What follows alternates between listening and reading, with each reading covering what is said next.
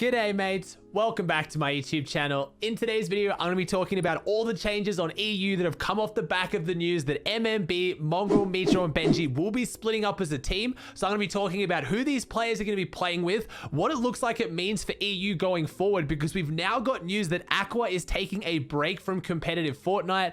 Also, at the end of today's video, you guys have been asking for it like crazy. I'm obviously going to be talking about Clix's ban, because now it seems like he's been unbanned in less than 2 days, despite his original ban being permanent. Just quickly before we jump into today's video, guys, I'll be live today at 6 p.m. Eastern Standard Time watching the Cypher PK Trio Cup. So if you want to watch it, you want to enjoy some competitive Fortnite, twitch.tv/Aussie Antics, swing by. We'll be having a good time watching all the games.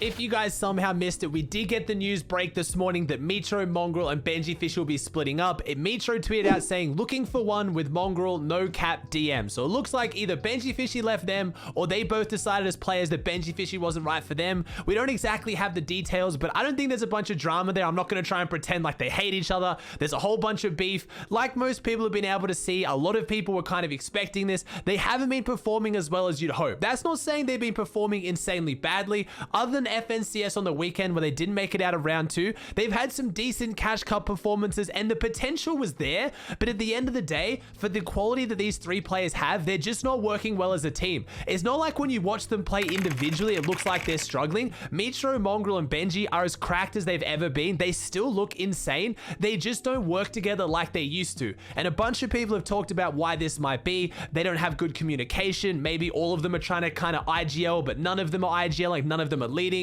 A lot of people just saying it's also the meta. Their super aggressive playstyle only really worked when there was mobility in the game to get around the map and, you know, just alpha height like psychos like they normally do. So for whatever reason, things obviously weren't working. I just don't want to make it sound like there's a bunch of drama. It seems like they all split pretty happily. But now, what does this actually mean for the split? What does this mean for the teams going forward? Because a lot of people have thought, who's going to go with Mongraal and Mitr0 now? And there wasn't that many options. A few people are tagging in Aqua. A few people were tagging Rojo, because Rojo's not playing with Wolfies and Leshy anymore. I'll get to that in a second. But it looks like Aqua's not going to work, because Aqua's actually decided that he is taking a break from competitive Fortnite. When Benji tweeted out who he was looking for, he tweeted out saying, looking for one as a solo, or looking for a team as a solo, or looking for one with CRR. Everyone started instantly thinking, oh my god, it's going to be Aqua. That's the first thing that I thought of as well.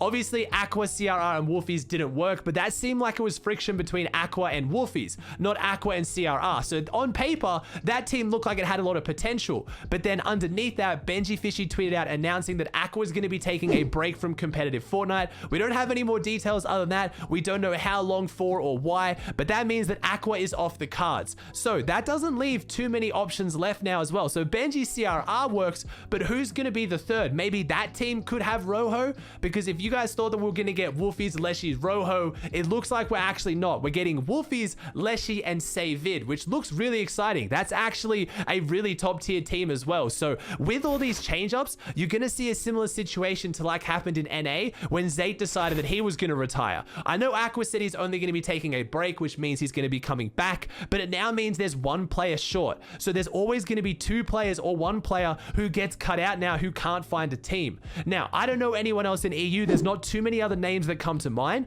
but for the quality of players that Benjyfishy, Mitr0, Mongraal, and even CRR are, that's enough to make an existing team that's struggling split. Now, I saw a bunch of impression farms out there. I saw a bunch of like Vidil, Noah Riley, and Reason were going to split, and they were going to play with Mongraal, Mitr0, or Benji. Pretty much everyone in EU jumped on this bandwagon of saying they were going to split with their teams to play with these guys. It's just not happening from what I can see. Maybe they will, but I wouldn't trust pretty much any of the tweets you've seen so far. So that leaves us with not too much idea of what's actually going to happen.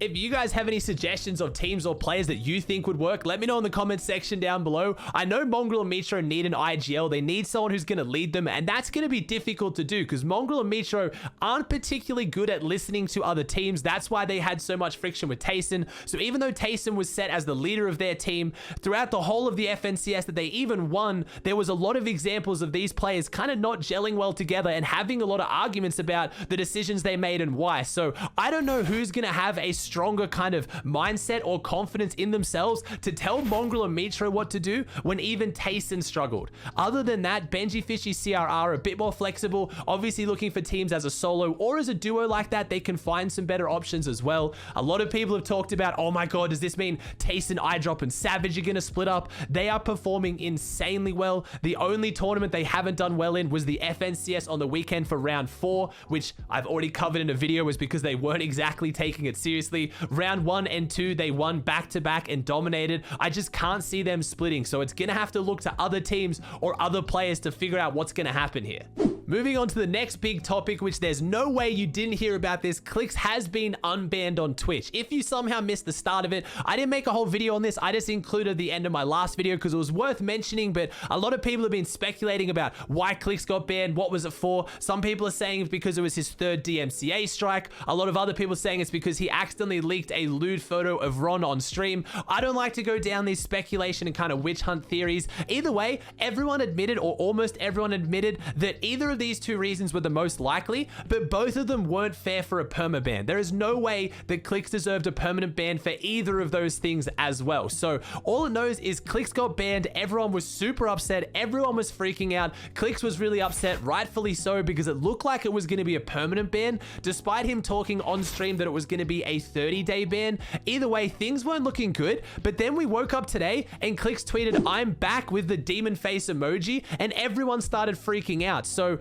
I guess he got unbanned in a day and a half, and I know there's gonna be people out there saying it's a publicity stunt or it was just for attention. No, this was serious. Clix's channel was deleted. If you went to twitch.tv/Clix, you got the little, you need to have a time machine or that channel's unavailable or whatever that means. And even now, since they brought the account back, all his followers are slowly climbing back up. And that's the next thing I wanted to address. A lot of people were saying that this means that Clix has now lost all his followers and all his subs. That isn't true. All the followers are being automatically recalculated. Just because he has so many, over 3 million, they were taking a long time. When I looked this morning, it was at about 20,000 and it said that I was no longer following him. If I check now though, it looks like he's up to 1.8 million.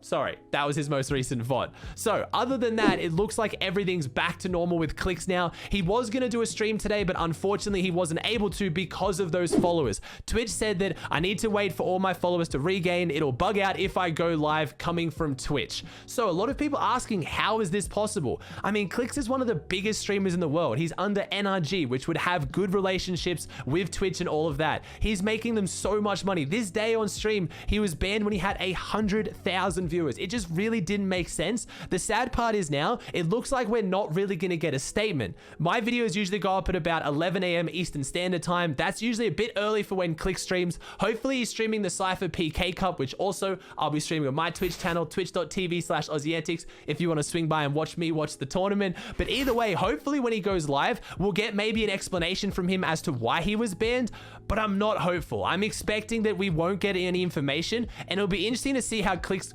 does this moving forward. If it was the DMCA strike and he got information on that, will we see Clix starting to listen to non-copyright music, which yes, is very boring. Yes, it sucks, but I think most of us can agree we'd rather watch Clix with non-copyright music. Non-copyright music than not watching Clix at all. Like, we'd much rather him still have his channel. And Booger's talked multiple times about how serious it is that Clix still listens to copyrighted music when he's already been on 2 strikes. Or will we see, because Clix has now gone from being permanently banned to unbanned in a day and a half, will he be more confident now on Twitch, and will he not care as much, thinking that he can get unbanned again? We'll have to see. Either way, I hope Clix handles it smart. It was really sad to see such a big person in the community, the biggest streamer for Fortnite now, it's fair to say, pretty much have everything taken away in an instant. If that was gonna be permanent, that would have been absolutely life-changing. So it's great to see Clix back. I don't know why he was banned in the first place. Either way, all the options it looked like didn't make sense and didn't seem fair for a permaban, so it looks like everyone's happy he's back.